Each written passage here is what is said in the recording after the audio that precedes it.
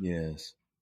Um, I know that there are those critics, and there will be many more that will respond in a way that will be vicious. But what about for those people? Because I feel like I'm having a lot of those conversations in my life right now for people who are newer to this conversation or just becoming a little bit more open. Because what I find, it makes me think about, even that text in First John about how perfect love casts out fear, and he who fears is not yet made perfect in love. It's like, if the engine in your life before, and for so many years in my own faith, that's what it was like.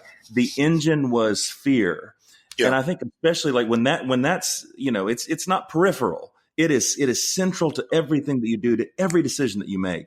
And it's like, so that can't be tweaked a little bit. Like when that has to be replaced, when those kind of foundations are first called into question, I think for a lot of people, there's a deep terror when that first starts to happen.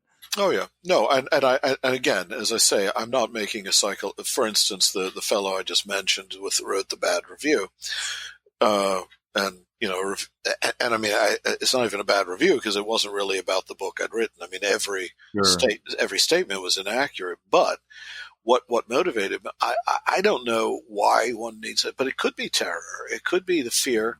It could be just the simple psychological fear of having one's worldview challenged, but it could be the deeper fear that I don't dare think this lest I, lose my ticket. Yeah. Because the tickets are rare. It's like Willy Wonka's chocolate factory. There are only a few. Right. And I what happens if I let myself imagine that God's love is wider and deeper than I've been led to think? Am I risking everything? And if you've been raised with and the fellow I'm talking about, I think he's Catholic now, but he was raised in I believe, a Calvinist background.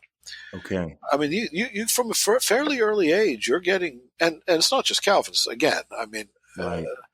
I can show you old Catholic manuals, old Catholic works, and Orthodox works too on hell from many decades ago when these things were more fashionable, when everyone agreed that that there was nothing better for children than to terrify them with psychotic images from a very early age. If that picture's been seared into your mind, if you've been abused in a sense emotionally and mentally into thinking of reality in those terms, then that's a very powerful motive. I mean, maybe it's just not worth the risk. And so I